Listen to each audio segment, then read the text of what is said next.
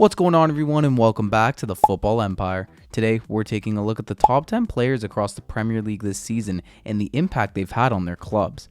I'm going to be going through some honorable mentions first, and then I'll get into the top 10. So without further ado, let's get into it. So there's about 6 honorable mentions in total, and I'm going to go through these guys relatively quickly so I can put a lot of my focus in the top 10. So, first off, Alexis McAllister. Then we have Mo Salah, Bruno Fernandes, Bernardo Silva, Pau Torres, and Ruben Diaz.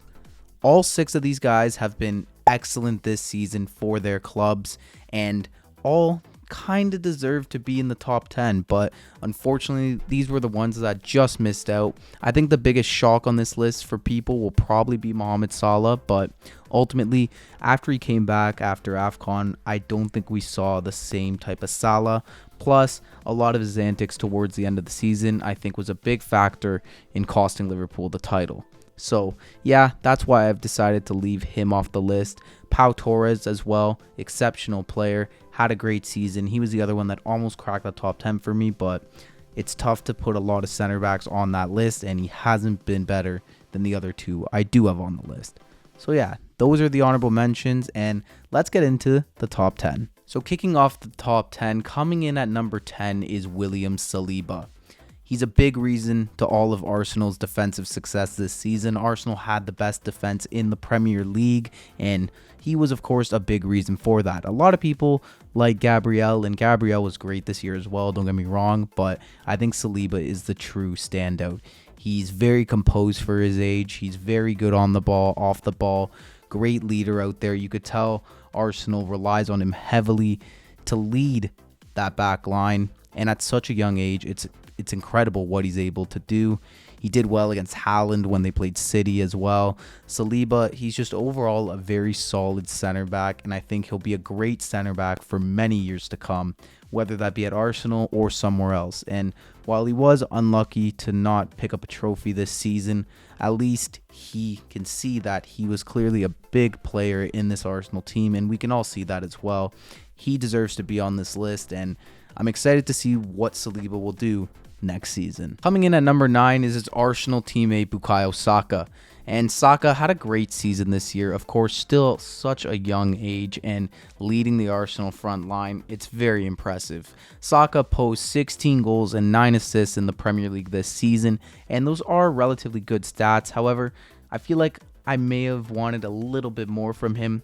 I don't know. It's tough to say that when you're talking about such a young player in such a big team, but I feel like there could have been a little bit more goal contributions, and that's why I didn't see Saka higher on this list. But overall, Saka, he's developing into a world-class talent, and he will be a mainstay in this Arsenal team for many years to come, and he was one of their most important players this season as well, so he definitely deserved a shout on this list. Coming in at number 8 is the Newcastle striker Alexander Isak, and Isak has been such a tremendous player for Newcastle this season, in a season where Newcastle kind of dropped off a bit compared to last season where they got the Champions League.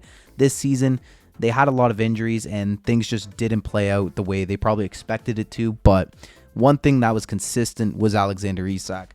Isak amounted to 21 goals and 2 assists in the Premier League this season. Great statistics for a player who had a lot of injuries himself and injuries around him throughout the season. Alexander Isak is a top baller, and I really hope for Newcastle's sake that they decide to not sell him this summer. Coming in at number 7 is Virgil van Dijk. Another great season from the veteran center back for Liverpool. I mean, he had to face a lot of adversity this year with wing backs being out for extended period of times. He had like a different center back pairing every week, different goalkeeper. I mean, Virgil van Dijk had to deal with all of it this year, and he did. And he scored for Liverpool as well this year in big moments when they needed him to, and was definitely a big reason as to why they went on a title charge until they didn't.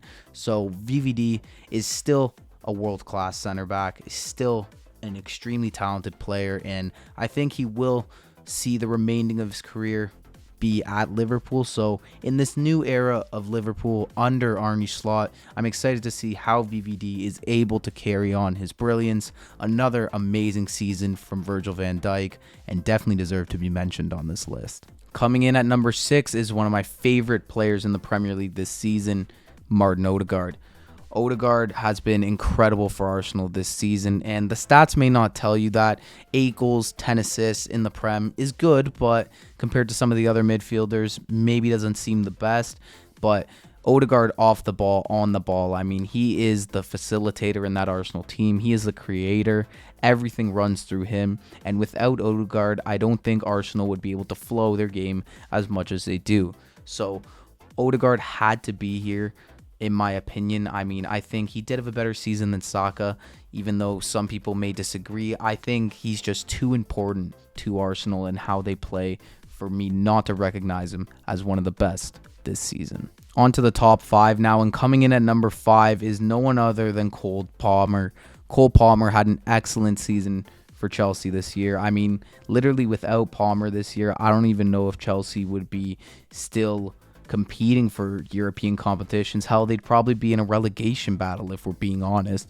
So Cole Palmer definitely had to be recognized high on this list. 22 goals, 11 assists in the Premier League this season. Those are incredible stats for a player who was seen as a bench player at City and an academy product that never really lived up to being exceptional. And with this move to Chelsea, this has gained him that opportunity to show that he is a world-class talent, and that's what he did at Chelsea this year. Yes, he scored a lot of penalties, but what do you want him to do? Miss them? I mean, there's nothing he can really do about that. Cole Palmer, exceptional for Chelsea this year, and a big reason why they're fighting for European spots. Hats off to him, and we'll see what he's able to do next season. Coming in at number 4 is the main man for Aston Villa, Ollie Watkins. And Ollie Watkins, Aston Villa in general have had an exceptional season, but Ollie Watkins has been a big part of that. I mean, he's led that front line in a team that no one really expected to have such a jump. I mean, they're in the Champions League. No one expected that, and Ollie Watkins a big reason for it. 19 goals, 13 assists in the Premier League. An absolute stud. He wasn't only scoring this year, but also providing for his teammates.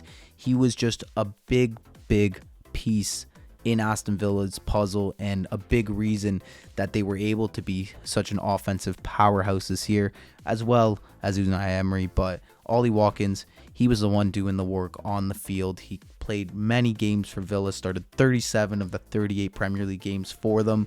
So this guy was there the entire time, week in, week out, and putting in performance after performance. He's number 4 on this list, and what an exceptional season for him and for Villa.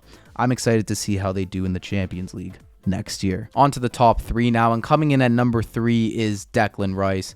Declan Rice, I think, has been Arsenal's best player this season, and it's crazy to even say that. I mean, he came in from West Ham last year for 100 million euros, a massive price tag that a lot of people didn't really expect him to live up to, but he absolutely has. He smashed that out of the park. I mean, no one's really talking about his fee. They're just talking about how good of a season he had in an Arsenal shirt, and it's true. I mean, box to box, he was incredible everywhere, playing alongside Ødegaard in that midfield. Those two have formed such a deadly duo, and he has been such a big part to Arsenal's title run, and ultimately Arsenal almost winning the league. So, I mean, he definitely had to be on this list, and he is one of the most outstanding midfielders in the Premier League right now. He was able to score, he was able to assist, tackle, intercept. He was everywhere this season for Arsenal and was such a major piece. So I'm interested to see if they're able to get another midfielder to play alongside Rice and Ødegaard to allow Rice to be even more forward, and we could truly see a monster on our hands. Now, you're probably wondering why we haven't mentioned any Man City players considering they won the Prem, but they're coming right now. Number 2, Rodri. Rodri has been the best defensive midfielder in the world, honestly, not even just the Prem. He is the best defensive midfielder in the world right now, and he is absolutely key to everything that happens at Man City. I mean, look what happened when he missed time. I mean, City lose or draw or don't look like their usual self, and that's because of Rodri. Rodri is 70 games unbeaten for Man City right now, which is a crazy statistic, honestly, and we could see why. He's great on the ball. He's great in the attack. He's great in defense. He's a good aerial threat. Rodri is the complete package and is everything you want in a defensive midfielder. And this season, his goal contributions were as good as they've ever been. 8 goals and 9 assists in the Premier League. That's really good for him. And he has just been so crucial to everything for Man City this year. He is the main reason why they're still at the top. And although, of course, City have a world-class squad, you can tell when Rodri is not playing, and you can't say that for any other player in the team. If Jeremy Doku's out, in comes Jack Grealish. If Erling Haaland's out, in comes Julian Alvarez. If Manuel Kanji's out, in comes Nathan Ake. If Rodri comes out, there's not really anybody you could say, okay, let's put him in there and expect the same job. He is definitely City's most unique player, and I would say their most important player, but he hasn't been the best this season, because the title for the best player in the Premier League this season has gone to the PFA player of the season, Phil Foden. And I actually agree with the PFA for once, and it's for a good reason, because Phil Foden has been nothing short of world class this season. 19 goals, 8 assists in the Premier League this season. Outstanding numbers, even for his caliber of player. And the biggest thing with Foden this year was Kevin De Bruyne's injury. De Bruyne went down and was out for over half the season for Man City, and City needed a number 10, a guy who could step into De Bruyne's role and fill the job and fill the void that KDB left. And that's exactly what Foden did. He played as an attacking midfielder for a majority of the season, and that's where he really shined, picked up Premier League hat-tricks, and overall just dominated in the Premier League. He scored when they needed him most, he's assisted when they needed him most, and his overall game is just developing so much more as a number 10. I think England should even be using him as a number 10 in the upcoming Euro, because he's just too good to not be in that role. I could see why he would play on the wing, and he is still great on the wing and has been great this season on the wing, but not like when he is a number 10. That's Foden's position, that's his role, and that's what landed him the PFA award, and that's what landed him number 1 on this list, because he has been absolutely crucial to Man City this year. And although they didn't get the Champions League, they've won the Premier League, and they're probably going to win the FA Cup, because let's be honest. And yeah, so for those reasons, Phil Foden is number 1 on this list, and he's the number 1 best player in the Premier League this season. So there you guys have it. That was my top 10 Premier League players of the season. Make sure to drop your top 10 in the comments down below. I always love hearing what everybody has to say, and stay tuned for more top 10s just like this one. I think I'm going to do the Bundesliga and potentially some other ones in the near future before the Euros, so be on the lookout for that. Thank you all for watching, and I'll see you all in the next one.